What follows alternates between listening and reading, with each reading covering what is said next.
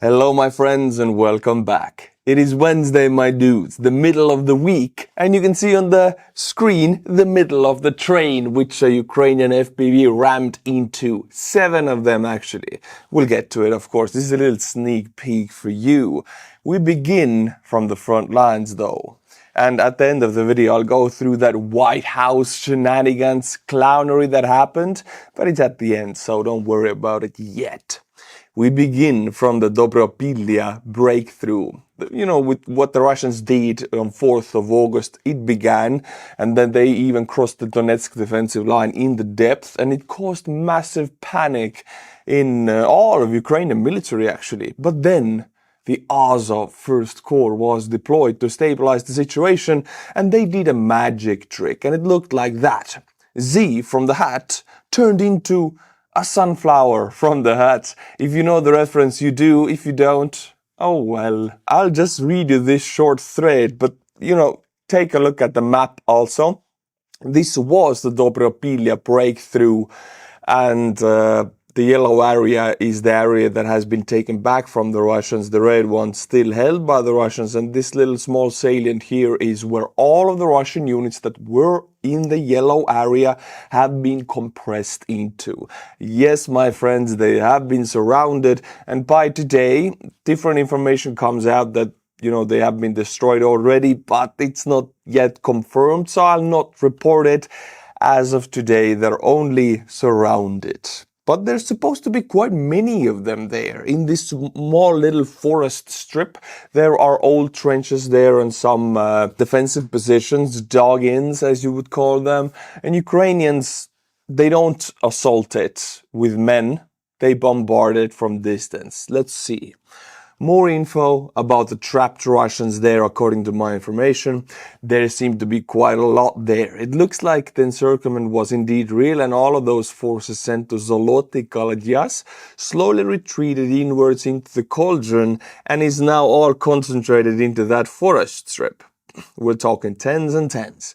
Right now the Ukrainians are shelling them with MRLS as example in this video.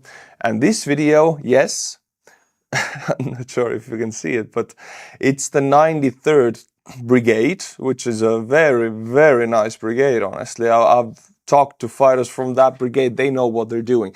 So they're shelling them with MLRS. Since the Russian troops there are so concentrated, you don't really need to go in and risk your infantry's lives by clearing out the trenches one by one. You gotta soften them up with FPV-s and artillery before, and then you can do that. The Ukrainians are not planning to conduct a clearing operation, but rather they let them starve to death because lack of food and water. That's all I know for now. So that's the situation of that Dobropilya breakthrough that everybody was panicking about. No more panic. Just a stabilized front now, and not such a good situation for the Russians. The latest information, the numbers are that Russians have taken about 1,400 casualties in that area. Casualties meaning wounded and KIA together, but close to 1,000 of those are still KIAs. My friends, have you ever wanted to make videos but don't know how to get started? Well, it is not an issue anymore, thanks to InVideo AI. It is an innovative tool that takes video creation to the next level. With InVideo AI, you don't need editing skills, expensive software, or a production team. You simply start by typing in a prompt. This will directly give you the first cut of your video in a few minutes. For example, this prompt. Make me a 1-minute YouTube video on how a massive tsunami destroys a Russian naval base. Use hyper-realistic generated footage. The aftermath is devastating. The once bustling naval base now lies in ruins.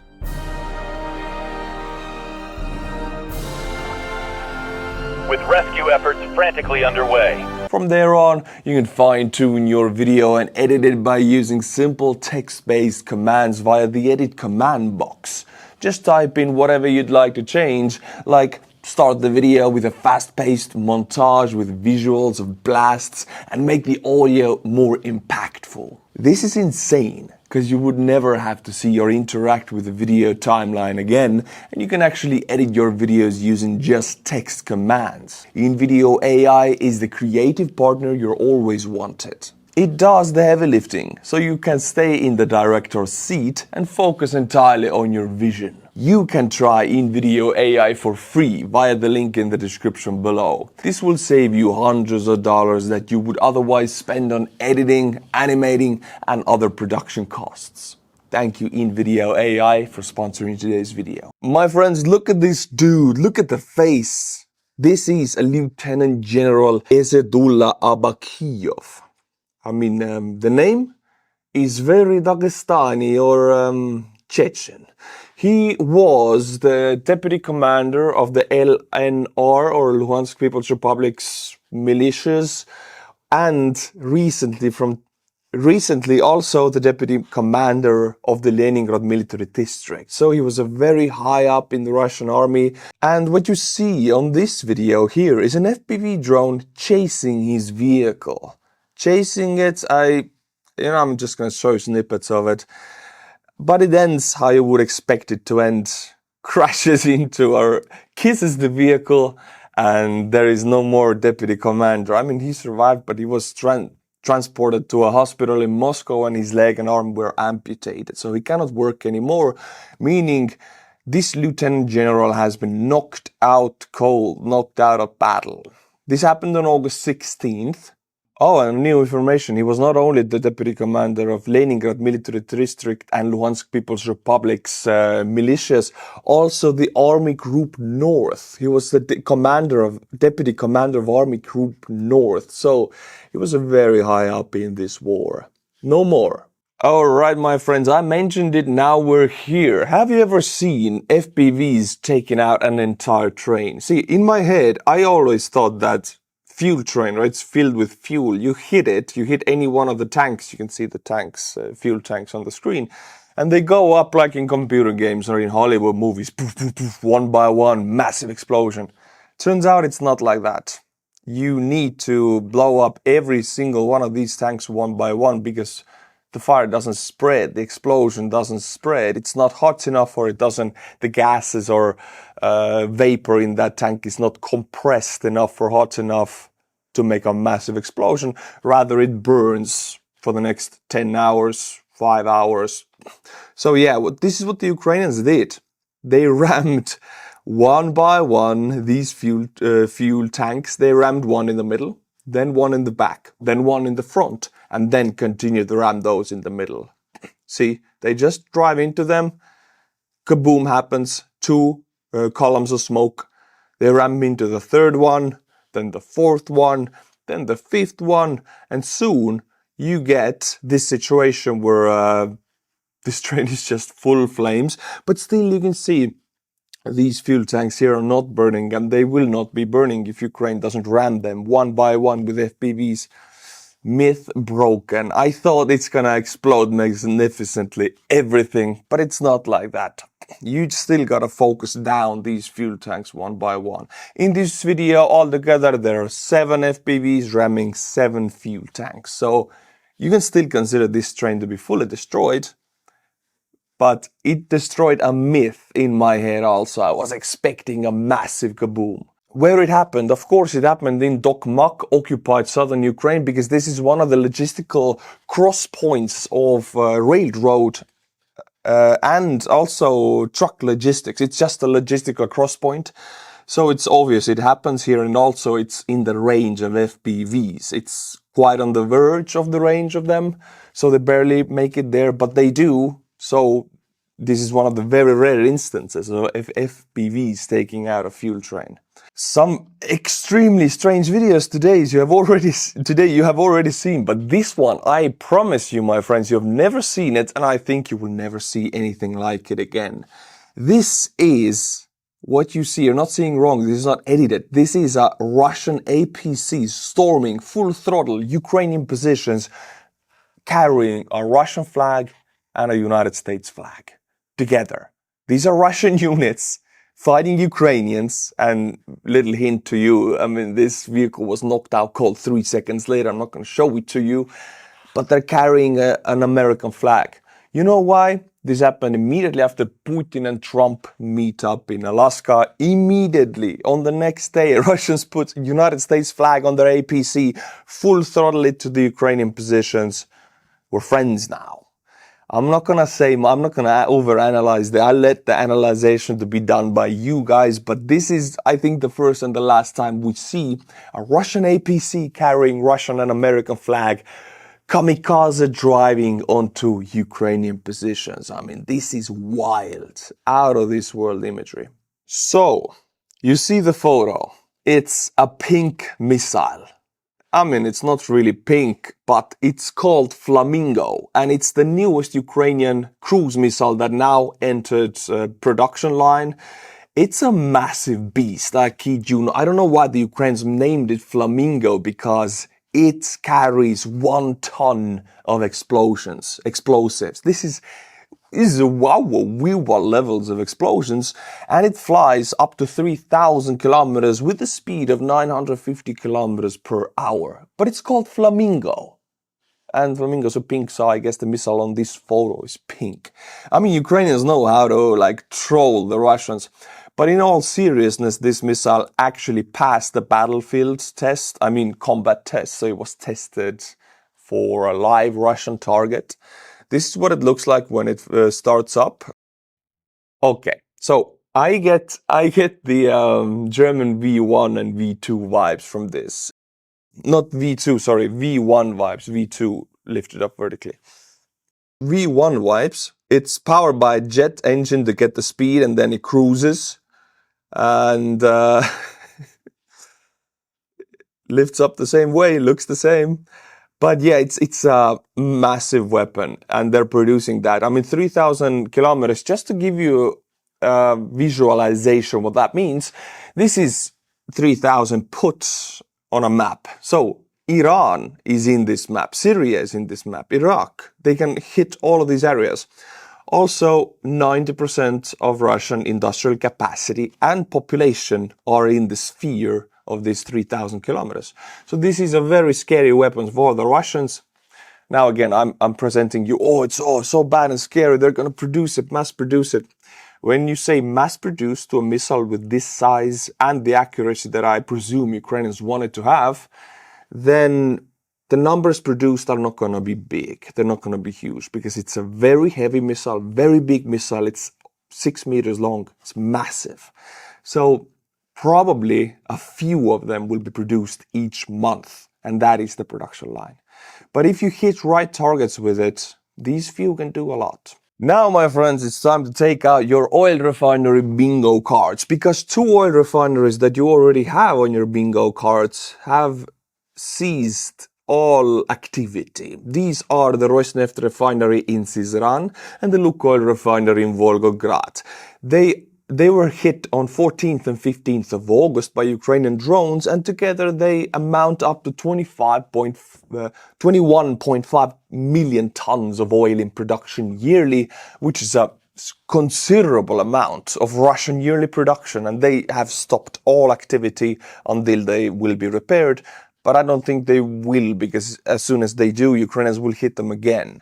Thing is, you might think, Russia's so big, they have so much oil, so many refineries. How is this going to affect the Russians and the Russian war effort? Well, I'm glad you asked, my friends. Here is a Russian fuel prices chart.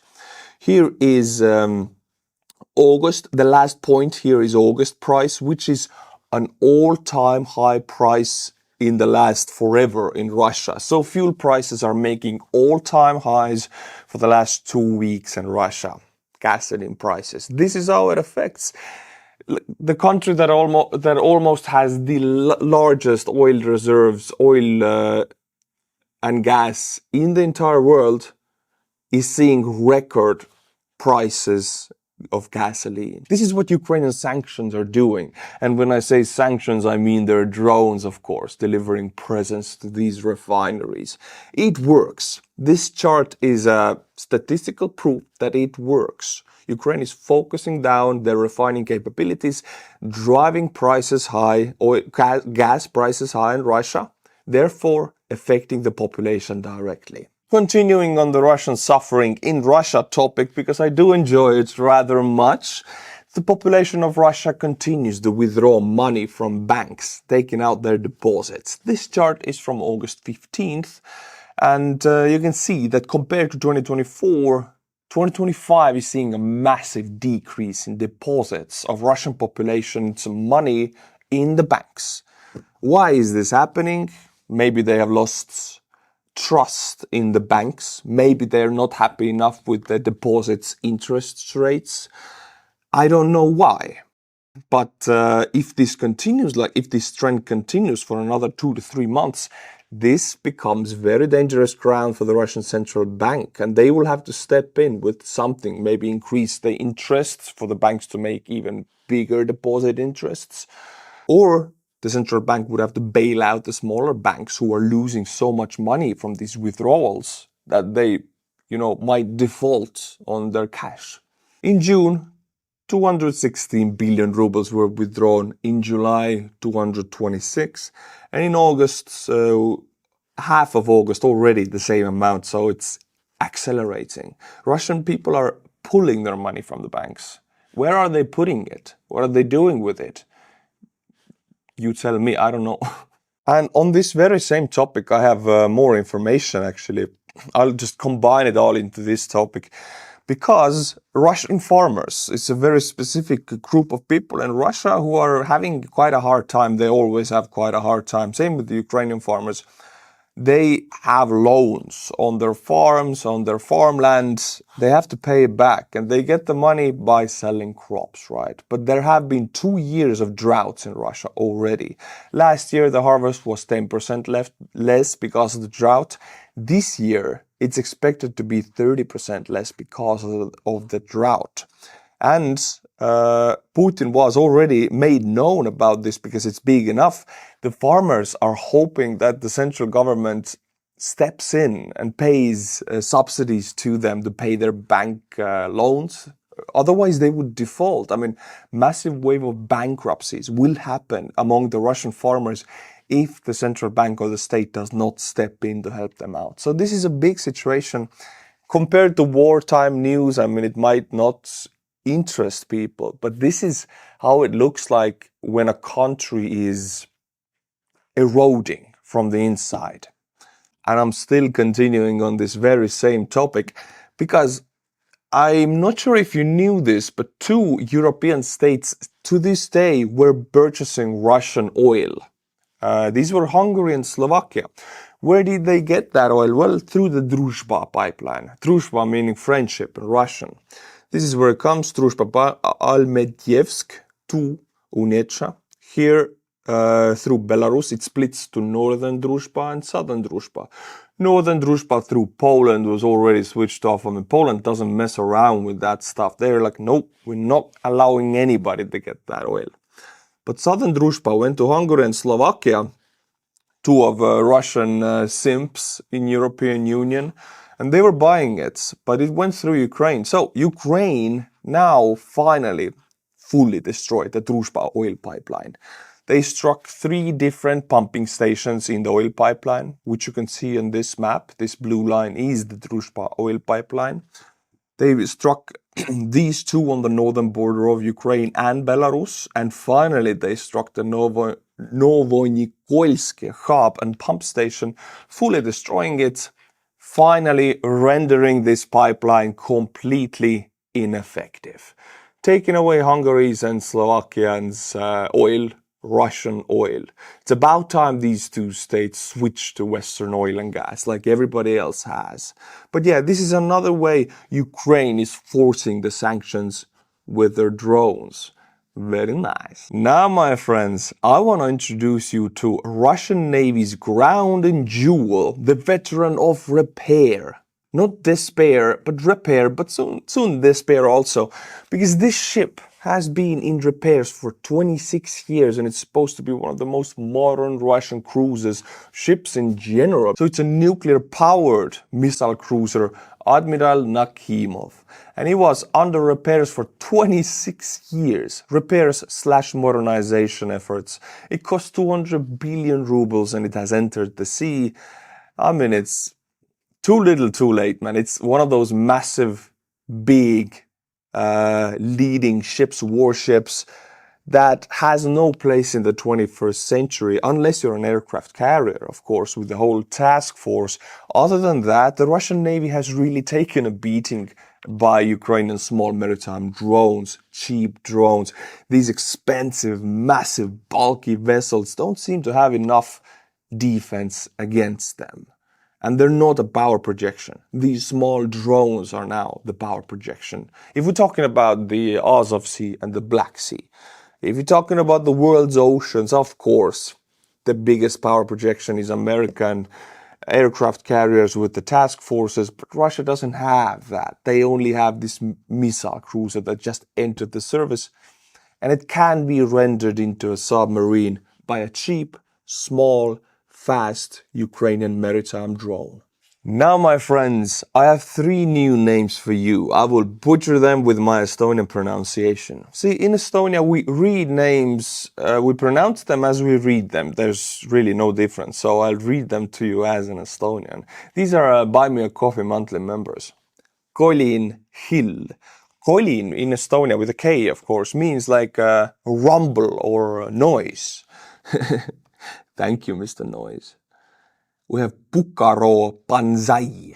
Pukaro wrote to me and buy me a coffee asking to butcher this specific name. So Pukaro Banzai, thank you. And finally, Stephen Hovard. Thank you to these 3 people. Let's make that list longer by the next time. So sign up for Buy Me a Coffee monthly membership and I'll be butchering you into oblivion. Okay, my friends, the moment, the segment you have been dreading, because now we're going to look at what happened in the White House with Trump and the European leaders. And it's half of it is going to be humor. I'll prepare you. We begin with Italy's Prime Minister Giorgio Meloni. Meloni. Facial expression. She is renowned for her facial expressions. And Trump is sitting right next to her, of course. But check it out. Look at that face.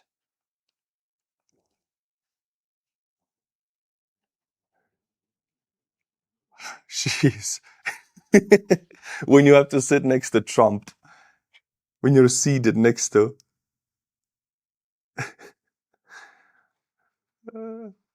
But hey, get ready. I mean, there's gonna be a psychopathic facial twitch. Look at that.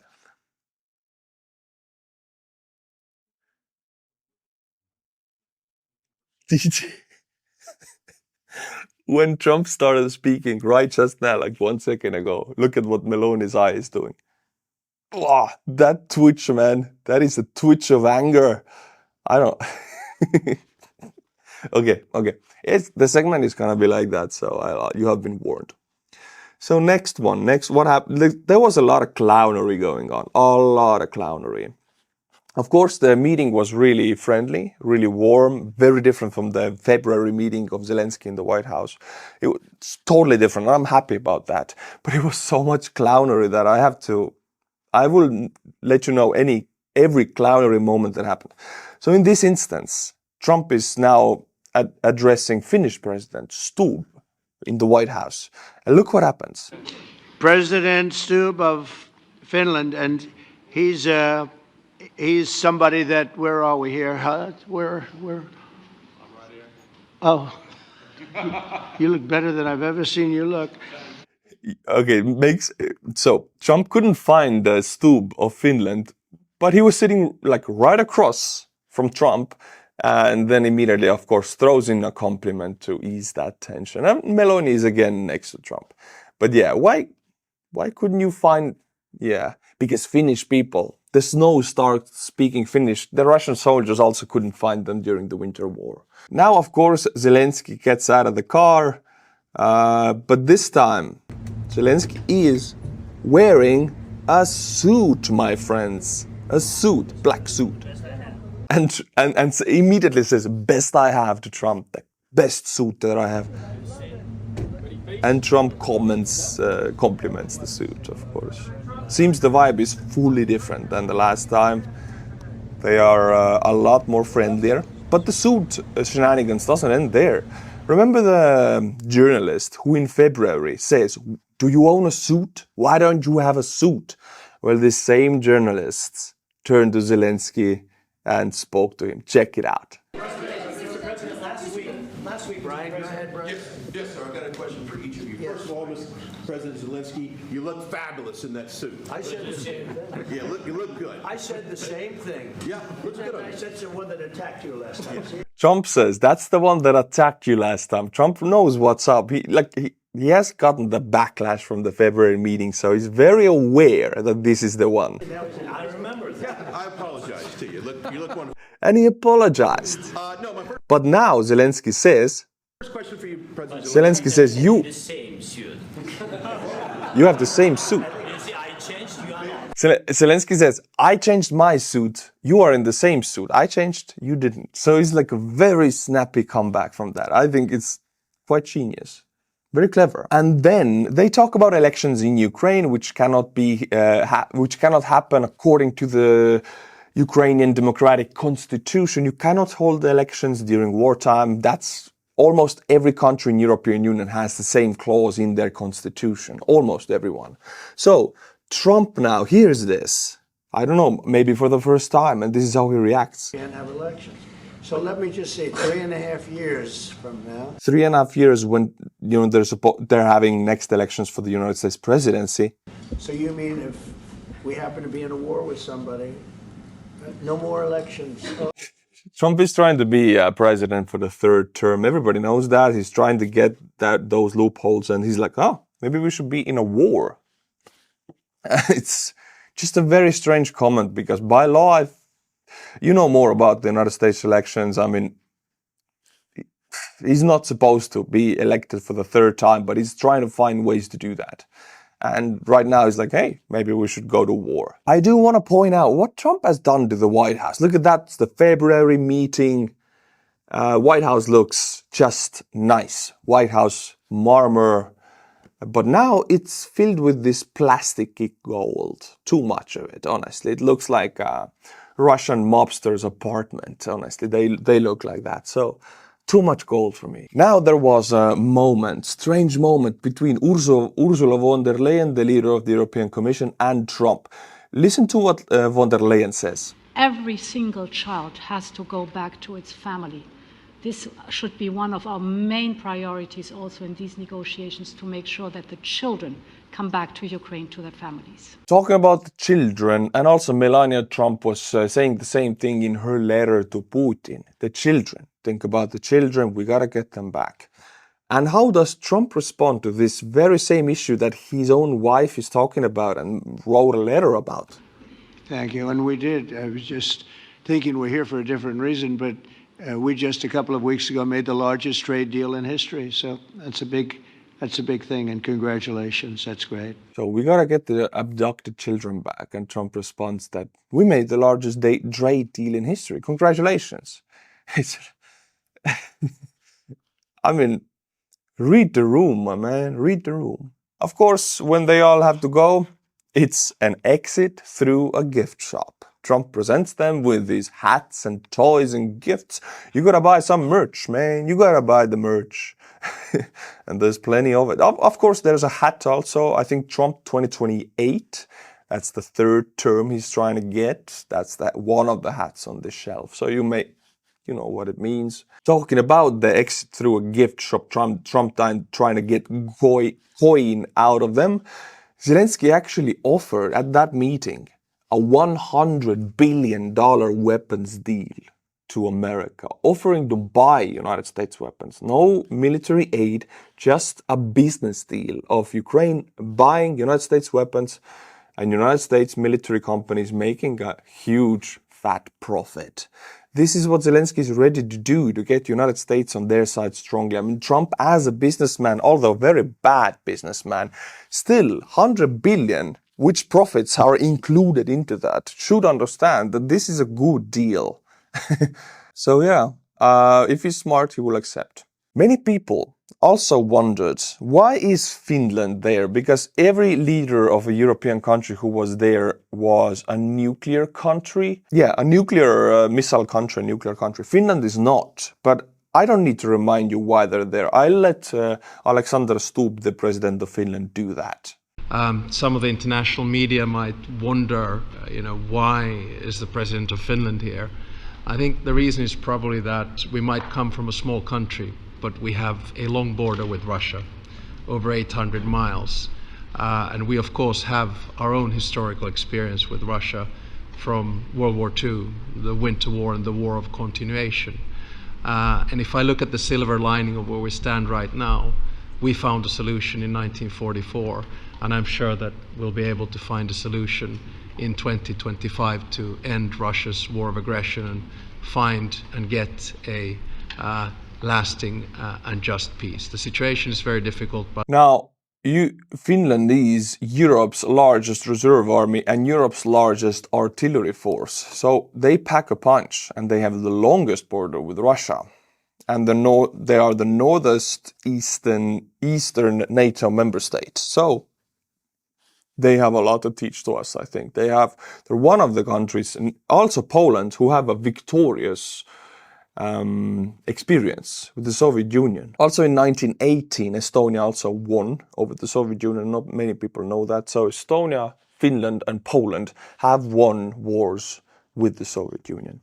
My friends, 2 days ago, I met an Irish reporter, independent reporter, Caolan. Now, I met him. He's very friendly, very nice, packing with energy. I don't know where he gets it all from. I mean, he's a shining person. Look at us in the Tallinn Old Town. We made an interview or a podcast, just a chat. It was really nice to meet with him.